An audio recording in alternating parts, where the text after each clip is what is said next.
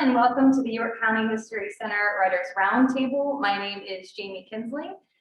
Tonight we have a bunch of people that are going to present. So if you are here to hear Delma Rivera, she will start at around 7:15, 7:20. Before that, we're going to hear some updates on the History Center and some great things that are happening in other counties that surround us.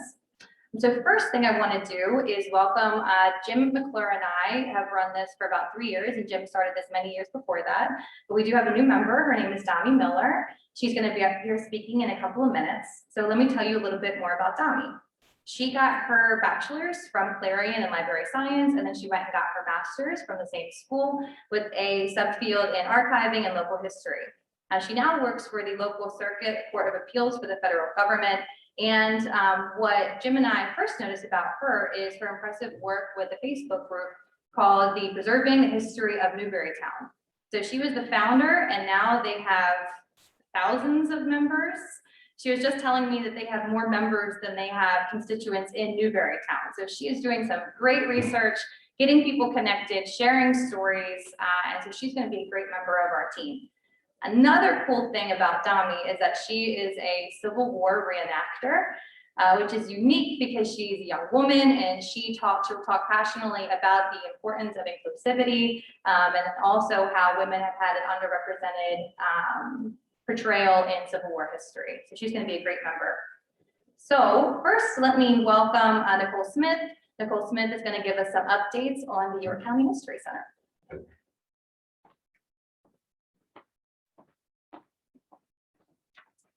Thank you, everyone. Good to see you this evening and on Zoom. We are open for business here at the History Center. As of June 1st, we've relaxed some of our COVID restrictions and increased our capacities. So please come out and see us. If you're vaccinated, you don't have to wear a mask at the History Center, except in the library and for some of our guided tours. Just a couple announcements. First, all of our programs and webinars are being live streamed on the History Center Facebook page. They're also being recorded and available on the History Center YouTube page. So if you Google York County History Center on Google or for YouTube, you'll find that. We have a lot of programs coming up in June. So real quick, on June 11th is our Art and Leisure fundraising event. This is going to be both in person and online. And so please check that out. On June 12th, Saturday, our second Saturday speaker is Carla Christopher, who's going to be speaking about Juneteenth. On June 13th, 3 days in a row, South Central Genealogy Society will present a program here on the history of the Henry James Young Award. And on June 19th, we have an exhibit opening here in this room called Celebrating Juneteenth. And it's an exhibit and talks by Ophelia Chambliss. We also have a rare copy of the Emancipation Proclamation on exhibit now in our lobby. So if you're here in person today, please check that out. For more information about our programs and reservations, just visit our website, yorkhistorycenter.org. Thank you.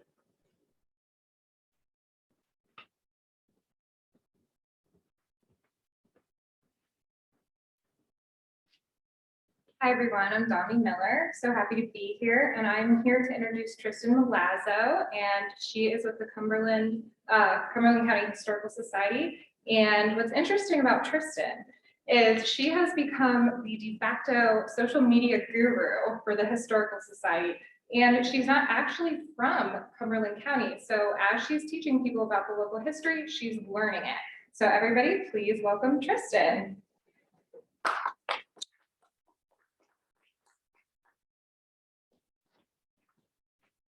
Hey everyone, yes, I am Tristan Malazzo, also not from the area, but I'm the Community Outreach Director at the Cumberland County Historical Society. I don't know how my coworkers will feel about me being the social media guru, but that is one thing I've taken over. Largely my job is, I've been calling it a three-pronged job. So Community Outreach Director handles programming, marketing, and historic preservation initiatives for Cumberland County. So program calendars I handle, daily programming I'll handle. marketing, which when I stepped into the role, I said one of the best ways and free ways to market ourselves would be social media. So we had Twitter, Instagram, Facebook. They're posting once, maybe twice a week. And in January, about a month after I started, I said we are posting at least 4 times a week. Lots of pictures, pulling things from the archive that people haven't seen.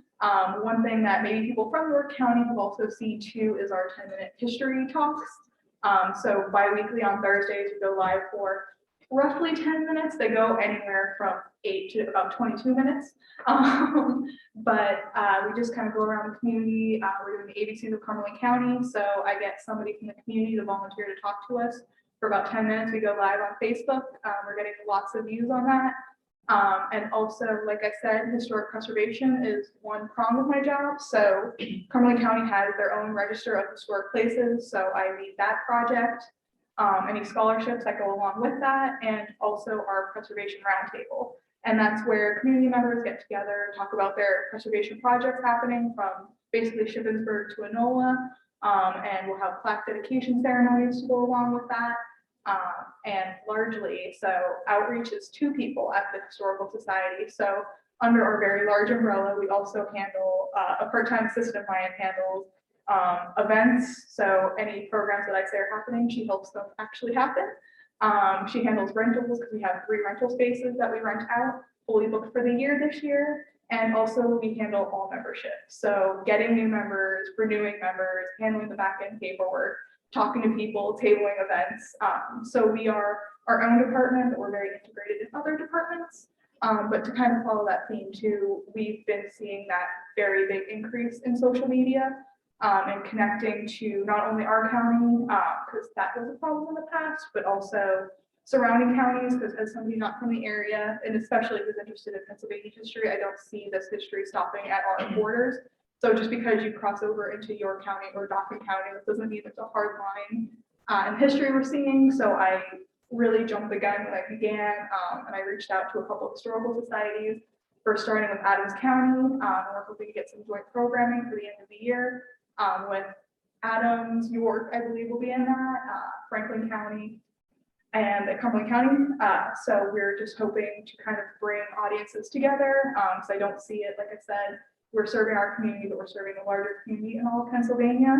And it happened to be, I'm here tonight because it started with an email. When I read Jim's article, I happened to see it come up on my Facebook, and I said, hey, that's a really cool thing that you're doing, bringing people together. And I emailed back. I wasn't even expecting that. And just connecting in through the county, other counties, and just really doing some great stuff and making history more accessible. So with that, thank you for having me tonight, and I hope that I will see you either on our Facebook page or in the Historical Society at some point.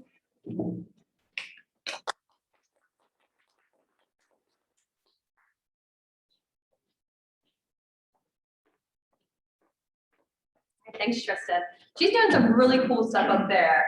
Really awesome. I encourage you guys to go outside of York if you're just in this area. Like she said, boundaries are not in history. So breaking down more barriers. So I'm going to introduce our speaker for tonight. Her name is Delma Rivera. She is an expert in history of the area. And so she's going to talk about the Latino perspective, especially from her own perspective. So some of the things that she's going to hit tonight is Latino history. She's going to talk about writers and how we can be inclusive, but then also make sure that we are representing various populations more accurately, as well as one of my personal interests, Cuban refugees that came to the area. So I did selfishly ask her if she could focus on that just because I think it's super fascinating. So let's welcome Delma.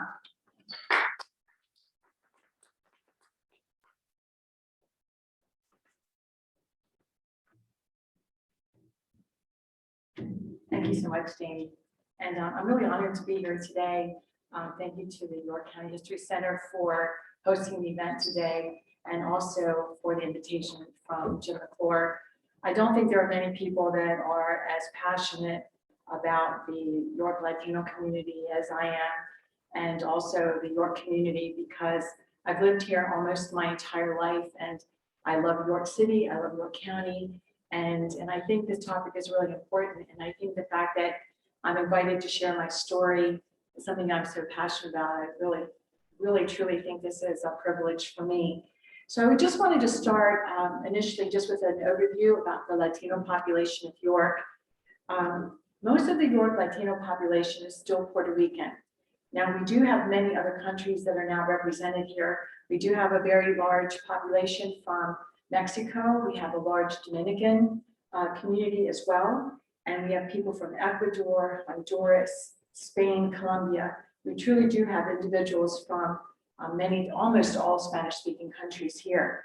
And I would say it's always very important to remember that Latinos are one ethnicity, but we're all different races. So that's always really important to remember. Many of the Latinos here in York that the older generation arrived here in the late 1950s and early 60s. That's part of my family's history. My parents arrived here in 1961. We moved here directly from Puerto Rico, and we moved here to the city of York.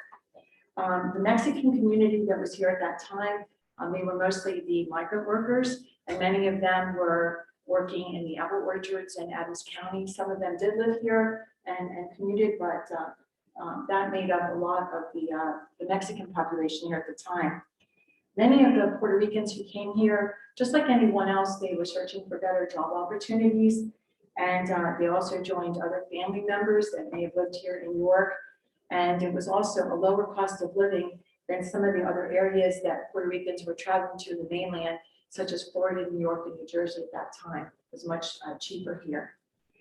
Right now, the Latino population in Pennsylvania is nearly 1 million strong. So we are very powerful here in many areas, such as the economy and the impact in culture and our impact in political issues as well.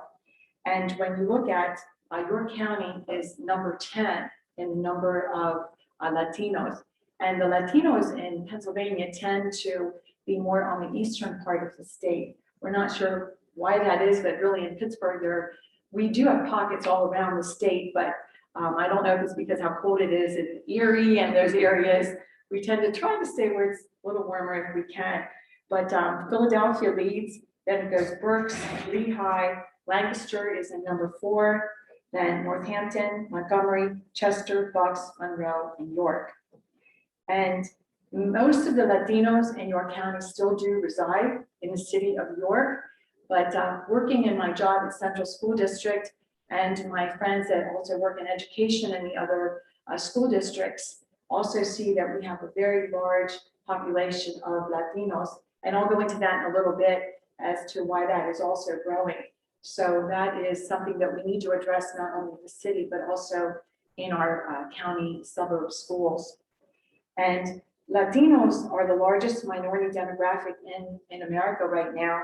And as I said, are affecting our political, social, economic, and cultural issues. Many of the present day organizations that we have in York right now that tend to work with the Latino population, we have Latinos Unidos of York, we have CASA, we have the York County Hispanic Coalition, which works very directly with the school districts to provide scholarships for many of our Latino students. And I've been very happy that some of my students at Central have actually won some of the scholarships.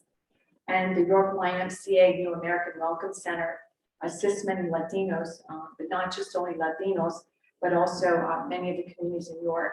And Jose Santiago, who is the president of Latinos Unidos, is the executive director there, working so closely with our Latino community.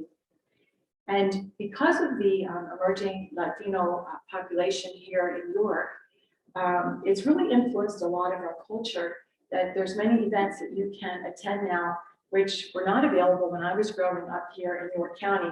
We now have events such as First Friday Latino, where we have Latin bands that come in, and we have Latin food. We have several Latino restaurants. We have events now at the Appel Center that are bringing in Latin music and different performances and allowing us to hold events at their venue. We have Latino board members with many different organizations so that they can start to give a different insight for diversity, equity, and inclusion. We have many celebrations now for Hispanic Heritage Month that goes from September 15th to October 15th. That really gives a flair for the Latino community and our culture here in York. We're very, I feel very proud that we have a commission here in the state of Pennsylvania. It's called the Governor's Commission for Latino Affairs. And I serve as a commissioner, and also Thais Carrero, who is the executive director of CASA here in Pennsylvania. So the fact that we have 2 commissioners out of 30 across the state that represent York, that we can really share the concerns and the needs of our community. And just to meet regularly with other Latino leaders around the state. One thing that I'm very proud of, I wish I had had these opportunities when I was young. We have a lot of emerging young Latino leaders. And I see this not only in my own school district, but I see the way that many school districts reach out to me and how we collaborate. We have many bilingual social workers now, and we have many parent liaison personnel that are bilingual and that are Latino that also work with our students. So that makes for a real welcoming community in our schools. And I know that from my experience at Central School District that it really does make a big difference. And I can also be an advocate for our Latino students. And then to go into a little bit of the history of the Spanish American Center, this is something I'm very proud of and I'm often asked a lot about, is when my parents came here to York, my mom by profession was a teacher, and my father was a medical doctor. He studied in Puerto Rico. And when my father came here in 1961, he was the first Latino physician to be here in Central Pennsylvania, in York and in Central Pennsylvania. And he had many patients that would come from all around, from Gettysburg, from Lancaster, Harrisburg, even some from Maryland as well. And it was interesting because obviously his patients would come to see him for medical attention, but they would come and say, Dr. Rivera, can you translate this piece of mail that I have? Or I'm having issues with my rent and I can't talk to my landlord and issues like this, or with my job, and can you help me? And they just kept seeing this need. And so through these conversations, people started to meet. I remember some of the initial meetings at our home, at different homes in the city here.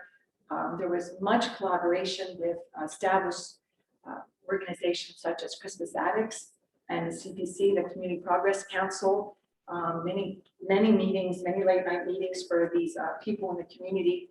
And eventually through all these efforts and through many people working together in all different parts of the community, organized the first Spanish American Center that was formed. It was a home at 236 South Queen Street. And the center wasn't there very long because it very quickly outgrew the building because of all the services that they provided. I mean, they had ESL, life skills. My mom, as a home ec teacher, helped to even teach sewing classes there. And it was just a hub of activity. And it's interesting because although the Spanish Center was embraced by a lot of people, it wasn't embraced by everyone.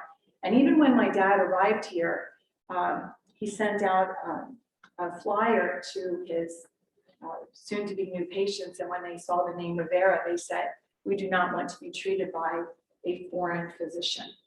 And so just think if you thought that now, sometimes your choices might be limited if you'd be able to be treated by. But the one thing about York, and I often say this, whether it's you're working with the Latino community or any people in general, and the kindness that you extend to new community members and to certain vulnerable communities, if you will, to just be kind and to welcome them. Because I truly believe if the York community, my parents are not planning to stay here long term, but the community embraced them. And my father said if my mom didn't feel comfortable here, she spoke with an accent, and this was a new world to her, and also to my father, you know, new culture, new language. They were bilingual, but Spanish was their first language. And you think of the weather and all of those issues, they were embraced and they were welcomed here. And that's the reason they stayed. And you often think if you don't extend that kindness, look at the people that the York community could have lost in my parents and other individuals that perhaps in the future may not have been embraced the way that they were. And for me, as a child, when we moved here from Puerto Rico, I did not speak English. And so there were no ESL classes. So me being one of the first Latino students in the city schools, it also raised that awareness of what do you do with kids that are in the school districts that don't speak the language. I was a good student and I was put in with students who had learning and behavioral issues, and I didn't belong there. And fortunately, I had a teacher that took me under my wing. Again, that extension of kindness. So that was another reason that my parents saw we need to do something in the education system here in York as well. And certain things that you don't think of, that there were no Latino baseball teams here. My mom helped to organize that, and we had our first baseball team. We had it be organized in Miss Latina of York to engage the the girls in the community. We had Latin balls here, again, to expose the community to our music. And one of the really interesting things also is my uncle, Jose Hernandez. He was also one of the pioneers here in York who actually translated the Miranda rights in 1966. So when you think of, I'll discuss this a little bit later, but when you think of, this was important that if you're arresting someone that doesn't speak the language, you need to have this in their language. Now, one of the things that Jamie had asked me to talk about, and when I had mentioned to her, was many people don't know about the Cuban population. It wasn't a large population that came in, but in 1980, there was a large exodus of Cubans that left Cuba and went to, most of them, to Key West and to Miami. And they had to be dispersed across the country. I think it was nearly 100,000 Cuban refugees that came over at the time. And 20,000 plus refugees were brought to Pennsylvania. They were airlifted here and brought to Fort Indian Town Gap. And I was very fortunate. The day after I graduated, I started working with Health and Human Services there with the Cuban refugees. And some of the kindest people, I mean, when you talk literally, these were people with the only thing they came over here with were the clothes on the back. They did not have any ID. They were just loaded on boats. Some of them were political prisoners that were just, Castro emptied the jails. People who had families, took their boats down and brought them back. And so, softy that I am, I'm like, oh my gosh, we have to, York somehow has to help sponsor some of these Cubans, because you could not get out of the encampment there at Indian Town Gap unless you had a sponsor. So it had to be a family, a church, or your family had to get you out. And we were divided there, that it was single men, and then there were families and single women together. They were separated from the single men. And I personally, I worked at one of the clinics that was within the men's barracks there.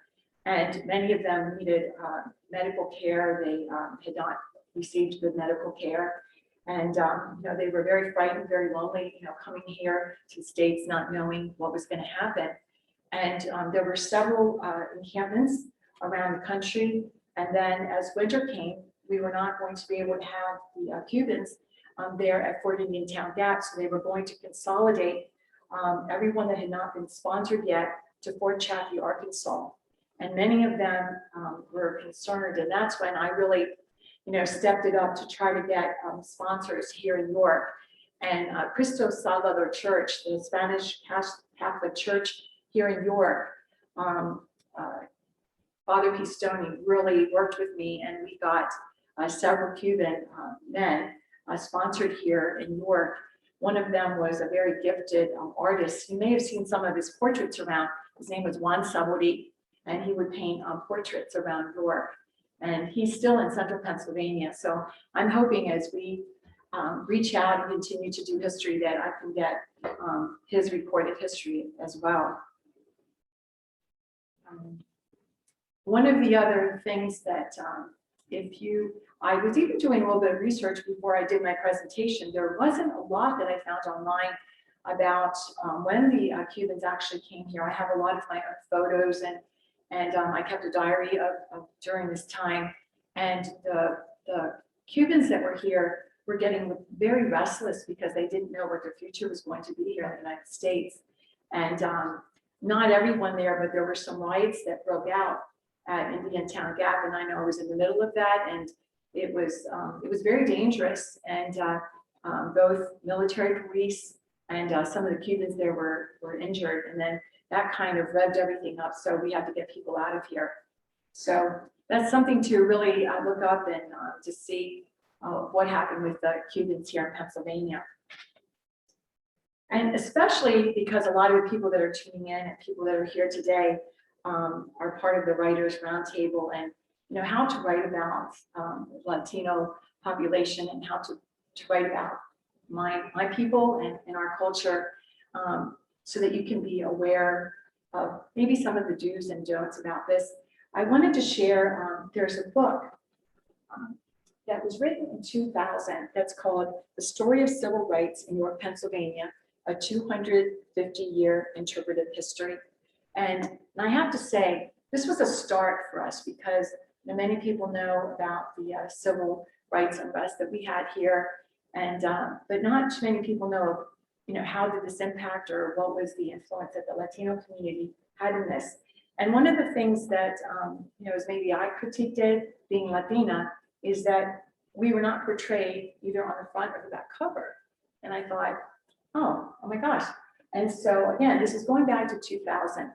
And as I just was studying and reviewing the book again lately, because so much is coming back, and I believe that the book is now available. It's no longer in print, but you can go online and you can see the book. And so you can learn, there's so much valuable information in here. But one of the things that I wanted to share is, as I read this and I'm going to share some quotes from the book, is most people in York County have a limited sense of the history of civil rights here. What they know are pieces of the story from their own personal experiences, from what friends and associates tell them, from media accounts, and from hearsay. From this information, they make generalizations, which can be and often are wrong, misleading, or incomplete. So for me, that word incomplete really stood out because that's how I felt as I was reading this book about the story of my people, and the civil rights, and just our impact and our influence in York County. And it went on to say in the book, this book was written to put a complete story in one place for all to read. And I know I've collaborated and reached out to many Latinos in the community, and they said we did not feel that this was complete and didn't put the Latino community necessarily in a good light, that perhaps it was in a negative light. And not mentioned were many of the contributions of our people and many of the very positive collaborations that we saw here in York. And one of the things that struck me the very most was this quote. And it's interesting, as I talked to many people about this too, and also writers about this quote: not every available story is included. Not every civil rights advocate is mentioned, which does not necessarily mean they are any less important than those who are.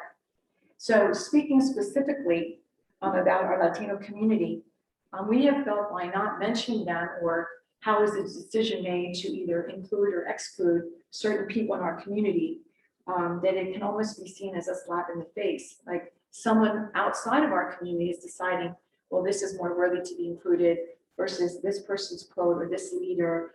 And so if leaders in a specific community are not included, how can that truly tell our story? And in the book, if some leaders in the Black community had not been identified or featured as they were in this book, the true story and history of the Black community could not have been told. And we don't think that this was done for the Latino community of York. And leaders in the medical field for the Black community were featured. My father was not even mentioned. He played a huge role in the healthcare issues and services related to Latinos, and interpreters at York Hospital, and many other people that played an integral role in that. And it also said in the book that a large portion of the information presented here is in the public domain, events and dates found in generally available documents. Extensive use was made of information and photographs from the local newspapers, but not much of that was actually included in the, I believe it was 9, there were pages 188 to 196 in the book, was about the Latino community, and it's called Hispanics Add to the York Mix. So there are so many articles that and artifacts that could have been included, which were not. And much of the history was just from the 1990s. And as I was saying earlier, so much of the Latino community here, our history really started in the late 1950s and early 60s. So there was really a lot that was excluded in this. And as I said, there were no mentions of people, and I don't want to make this about my parents, but when you have leaders, such as my parents, you have Jose Hernandez that I mentioned was one of the leaders here who not only translated the Miranda rights, he would also be one of the first, you want to call it radio hosts. He would go to Lancaster and be part of the radio station there, which broadcasts here to York. So that was very significant to have a radio station, broadcasting a lot of news from Puerto Rico and other countries, and mostly just being in Spanish. We had another doctor here in York also that many people don't know about, Dr. Jose Gelpi and his wife Yolanda, who were one of the first board members for the Spanish American Center. We don't have any specific faith-based leaders. Some of our pastors mentioned here. And there's a saying that says, nothing for us without us. We have to be part of this narrative. And I think that's very powerful to look at that we have to be included. And at the time that this was done, my parents were both still alive, could have provided a lot of narrative. And in their stories, I was still here in York, many other leaders, and many of the older residents that are in their 80s and 90s are still here that still have an important story. And that's something that we want to really touch on. And the way that I look at this is, it's not to be a critique of the book, but to say this was a start, and it's really inspired me that one of the things that I want to do, because I know documenting history is an ongoing process, and I'm not a historian and I'm not a writer, but I know that I have the passion, and I know that there's a support here that it's inspired me that I want to write a book, and I already have the name for it. That would be The Latino Legacy of York. And it's to continue our story and to continue what this book started here. And I've actually reached out to the author, so I'm hoping that there will be some collaboration as well. And it's just really important. And I think one of the things we want to set the record straight for our community, we want to highlight the true pioneers. We want to have a correct record.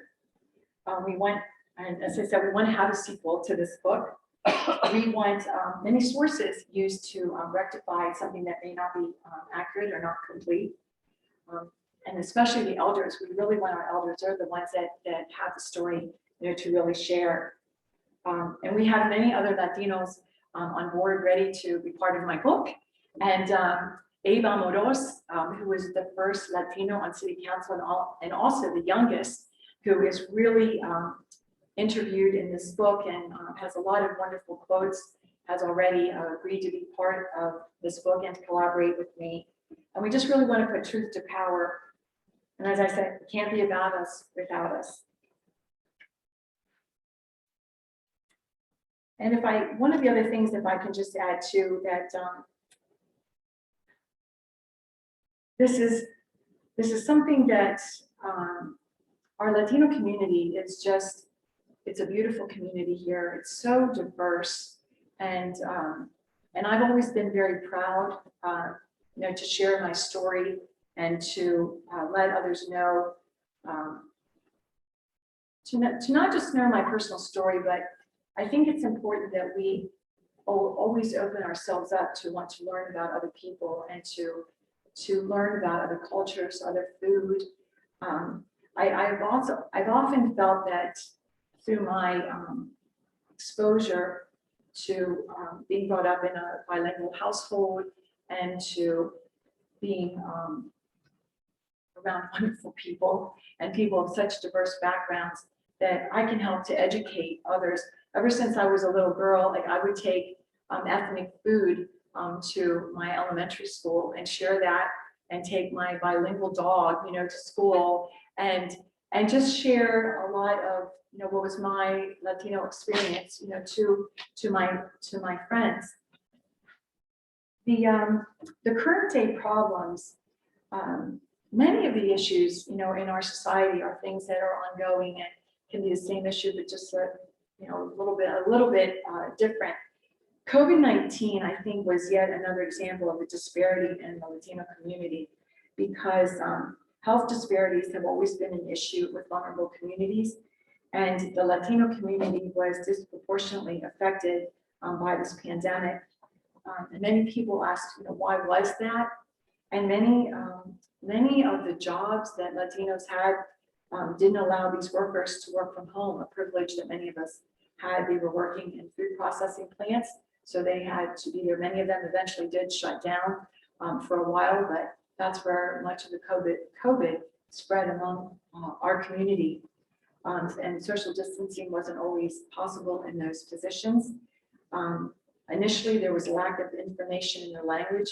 I know with the Governor's Commission for Latino Affairs, that was something we really tried as quickly as we could. It's not always easy to translate something, you know, just as it's happening, and you have to make sure it has to be correct, especially with medical information. People were carpooling, not understanding at that time the dangers of of COVID. Oh, these are people I'm working with every day. This might not spread amongst this bubble, but everybody had different bubbles. And but you know, these issues are being addressed, and it was a wake-up call for many people.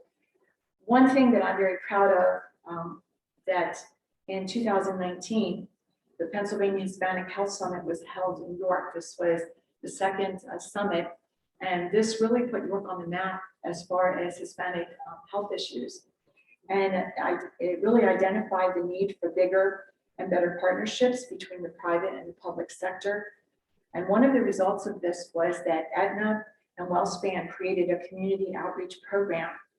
And the networking that was created from this event, I believe it was 3 days, it was held at the York Expo Center. It was beyond phenomenal. All kinds of workshops and helping eating and cooking demonstrations and international Latino speakers. It was wonderful. The networking that was created from this totaled $4 million in contacts, creating jobs all throughout Pennsylvania and here in York. And one of the things, it also helped to lead to certified training at WellSpan for interpreting services.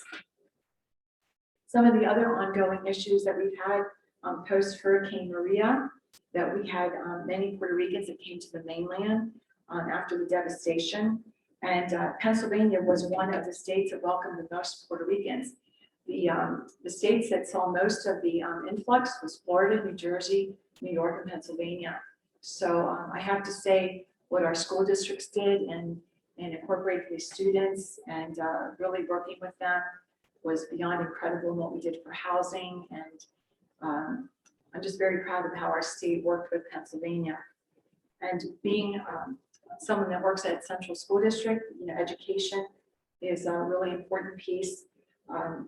We continue to need more Latino teachers and staff, because in many school districts, this is still non-existent. It was really important for Census 2020. We really were encouraging Latinos to make their voice known, because many people, there were issues that people that might be here illegally may have thought that I don't have a voice.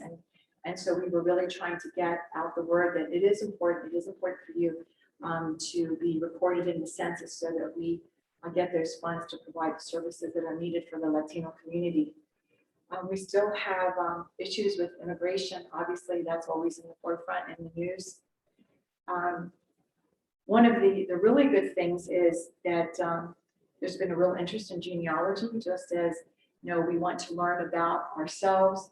You know, me being Puerto Rican, you know, our background of being Spanish, Taino Indian, and Black. This has really encouraged a lot of people to search, their genealogy, and I know my interest has really been elevated.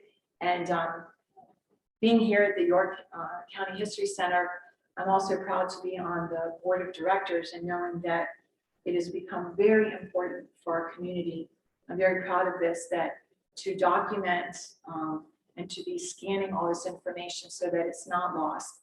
I have to say, I truly believe that our York community wants to embrace the Latino community. And I'm seeing that firsthand, and I'm just extremely proud of that.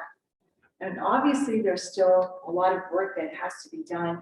We have many allies in our community, and those that may not be our allies, we are here trying to reach out. We want people to get to know us and know what we have to offer this community. And the one thing that we as Latinos have, we have very much pride in our culture and in our community. And I'll just finish up with this quote that is always very important to me. And one of my heroes is Sonia Sotomayor, being Puerto Rican and being one of our Supreme Court justices. These are the leaps and bounds that we're making as Latinos. I mean, I could go on about so many ceilings that are being broken, by Latinos. But she has a quote that has really become kind of my mantra, where she says, "The Latina in me is an ember that burns forever." And so I think of an ember as someone, as an ember, and a person that's always there, it's just burning and just trying to keep the flame going and keeping our issues in the forefront. The Latino community continues to thrive. We're an important part here, and we're going to continue to be an ember in our community. So thank you again for this opportunity.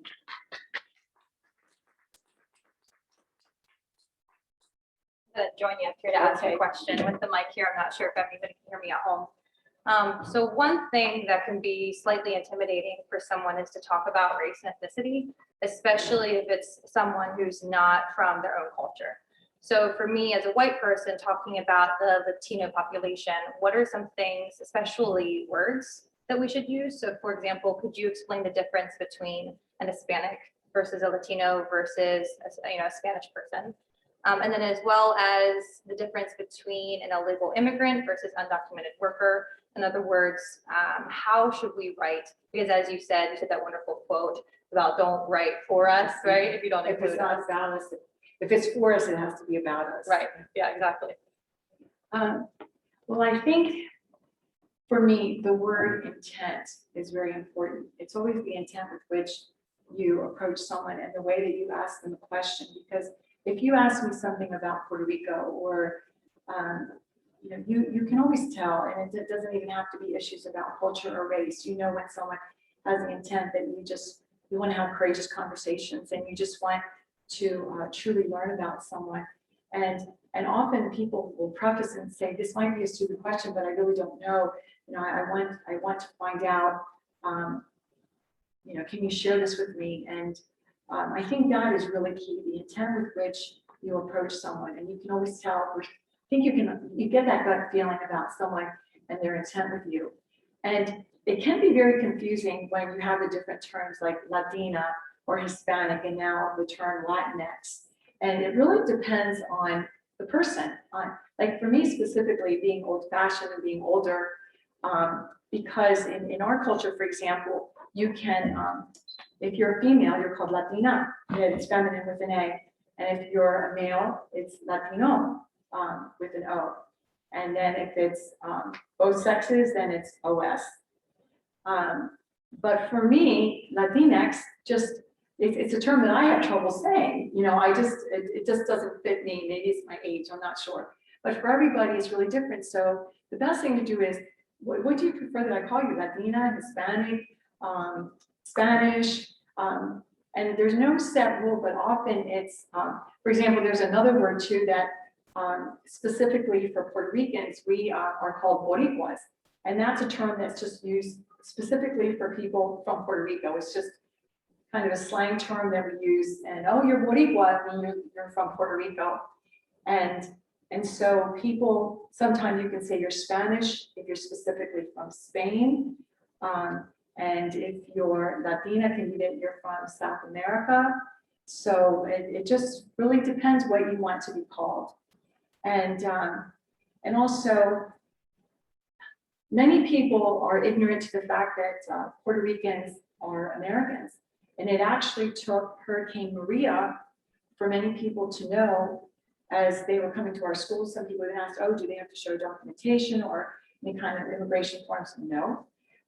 And I remember the one time that I was with my mom when she was asked for her green card. And she said, I will show you my green card when you show me yours because I'm just as much American as you are. And truly, there was just such an ignorance about this. And that's the one silver lining of Hurricane Maria, that many people got an understanding of what was the relationship of Puerto Rico to the mainland US. Very interesting. Yes. Can you tell us, repeat the question, please? Can you tell us who's in those pictures there? Okay, I just had a question. Jim had asked. I brought two portraits up here. One of them is on the far left. That is Jose Hernandez. That was my uncle. He is the gentleman that I referenced that had translated the Miranda rights back in 1966 and had worked, volunteered actually at the a radio station in Lancaster. And he, he was ahead of his time in what he did. And actually, the Spanish, I'll give a little bit more history of the Spanish American Center.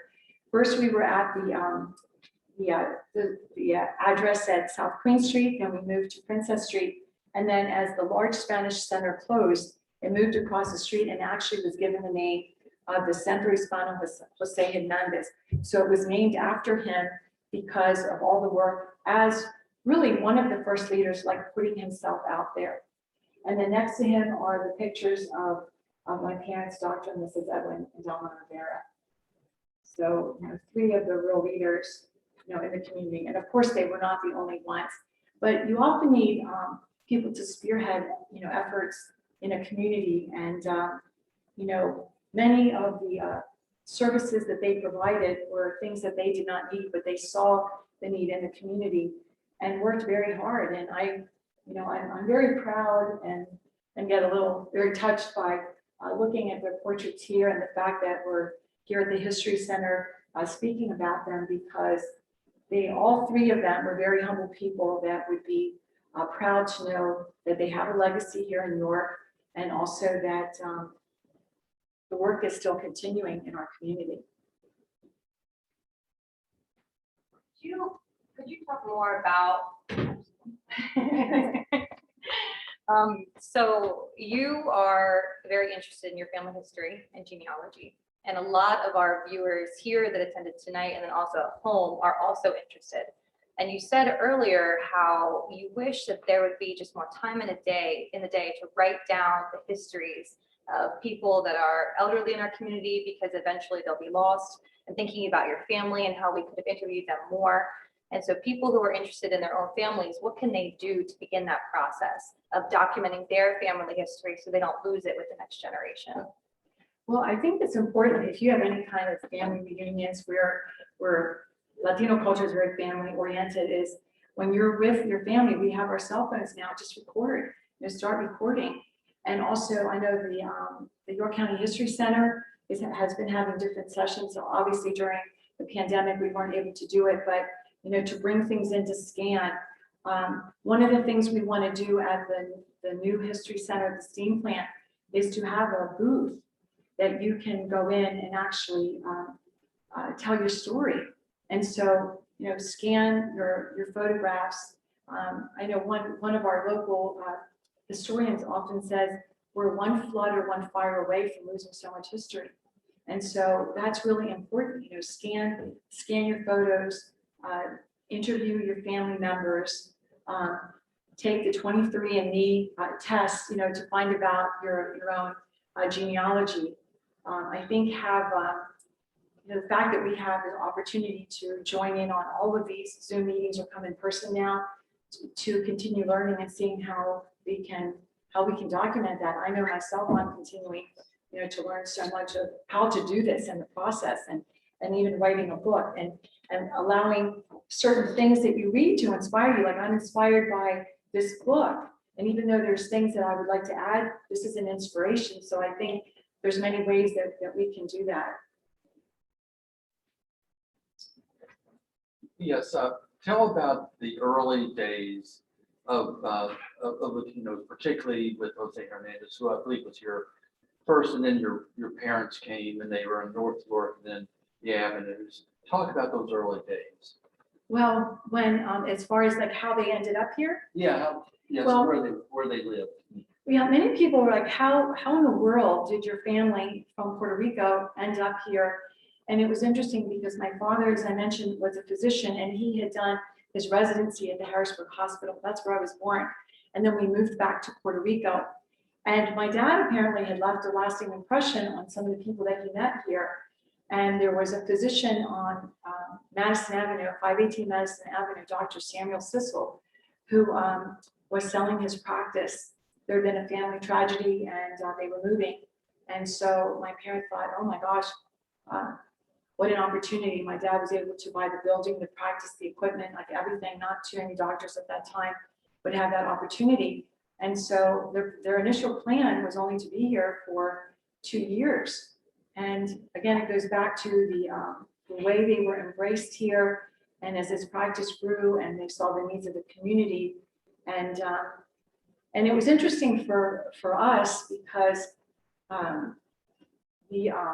my parents got very involved in the church here, Calvary United Presbyterian Church. So, you know, through that and through, you know, the medical auxiliary that my mom was involved in, there were so many, that expanded their outreach here. And one of the things I didn't mention was through my parents coming here to York, there were so many events they got involved with. There were the YMCA, the YMCA, and then the YWCA used to have international fairs. There was a huge event here that was the York Hospital Fete that was held, and my mom was always one of the coordinators of the international booths, and that was huge. And many people made food and gave samples, and there were artifacts, things you could buy, and so that was a lot of their introduction into the community here. And it was just a truly glorious, beautiful experience for my family overall. And I think that I can only say the allyship here, that was something still really, really important. They were embraced by the church, by both the city schools, and then when we moved to Central School District, it was the same. I even sometimes look at, I know this is a little bit expanded, but it shows a lot of the influence that they had here, that my mom was on the long-term planning commission for Central York School District in the late 1980s. And I look at, that was actually a precursor to what the diversity committee was at Central, which then eventually created a diversity committee in my position. So who would have known? So there was just so much that grew from them coming here. And I really think that York would have lost out a lot, not just in my parents, but a lot of the other Latinos that were here that were really embraced. It wasn't perfect, but you know, there were professional people started coming in. My father, my mother were probably some of the first professional people, but there were just beautiful people that were here at the time, very hardworking people. We had artists, we had people that worked at the hospital, you know, in food service. One of the head chefs was Puerto Rican, and so many people that just gave so much, and my parents like really supported them. We have a question from Zoom.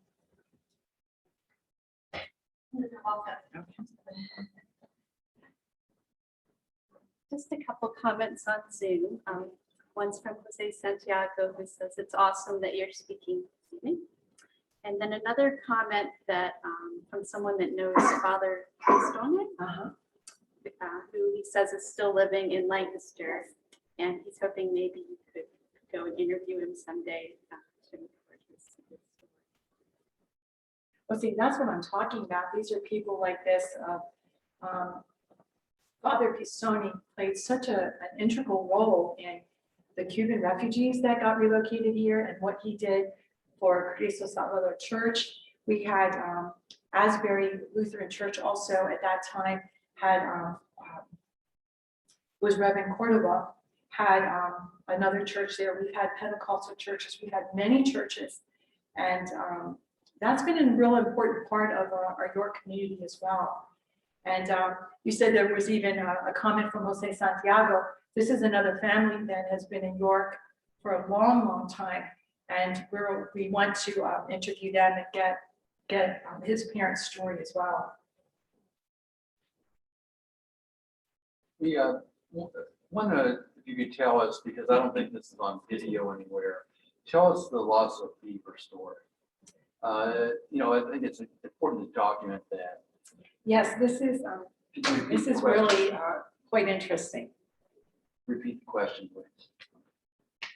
Jim Mcclure just asked a question about Lassa fever and my uncle and relation to our family. My uncle Juan Roman was a medical technician at Yale University, and this was my uncle. It was also my godfather, and he had come to visit us at Thanksgiving in 1969, and he came for Thanksgiving. And when he appeared at our door for Thanksgiving, he was extremely ill with a high fever, and he had blotches on his skin. And I just remember being concerned because he didn't look well, and he just continued to deteriorate and deteriorate, and was hospitalized. And a few days later, he was dead.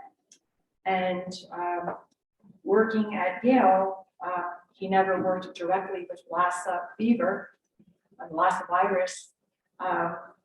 Blood work was done, and it wasn't until I believe the day after he died that was finally diagnosed as Lassa. And so all the work that was being done at Yale was immediately sent to the CDC in Atlanta, and all the blood work that was being tested and was in Philadelphia was destroyed. And it was really very traumatic. And so much of this, the quarantine and what happened during the pandemic brought back a lot of memories about this with the Lassa for me and our family. And it's interesting because at that time, none of us, we were all directly exposed to him. My father was still treating patients in his office. There was no quarantine at York Hospital. My parents flew back to Puerto Rico with the body in the plane with my aunt and my cousin. But then it's interesting because then once they arrived at Puerto Rico, they quarantined my grandmother, who was not here at the time. They quarantined my mother, my grandmother, my aunt and my cousin in Puerto Rico at the time.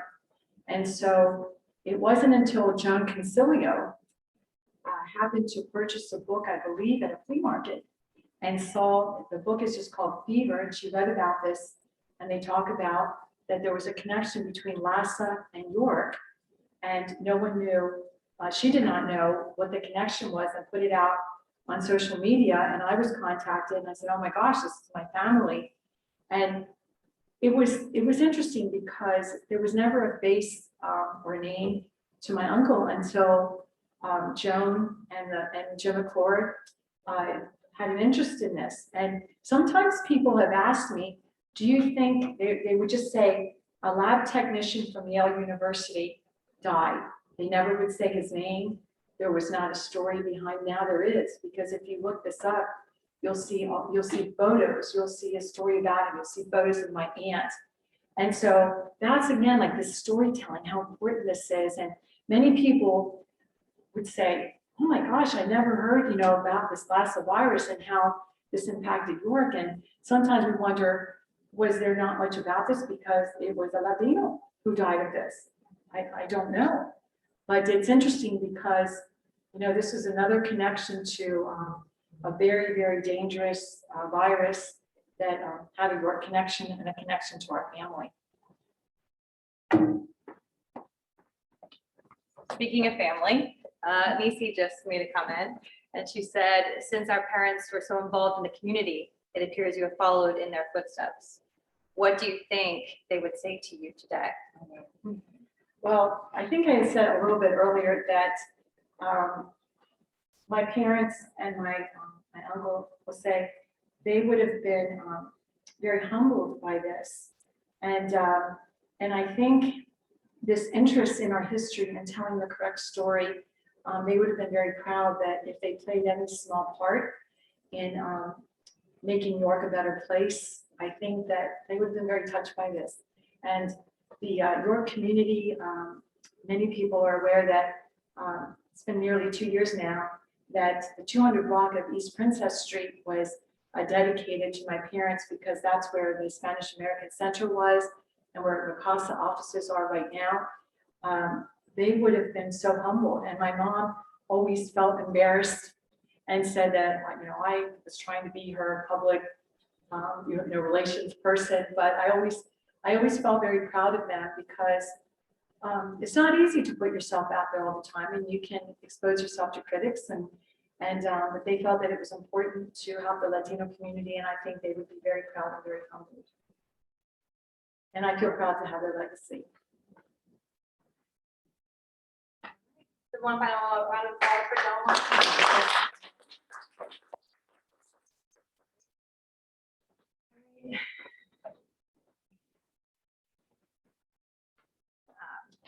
As Delma just demonstrated, she knows a lot about the community. She has a wealth of information and history, but then also lots of photographs, lots of images.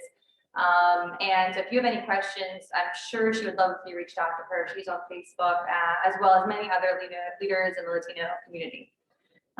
So next time, we will see you. We meet every quarter. So our next meeting will be in September. It'll be the first Thursday in September. We're going to have Dami come and speak. She will discuss some of the things that she's found through running a history group of Newberry Town on Facebook, as well as some of her own experiences engaging in history as a young person. So stay tuned, and we'll be reaching out to you in a couple months. Thank you.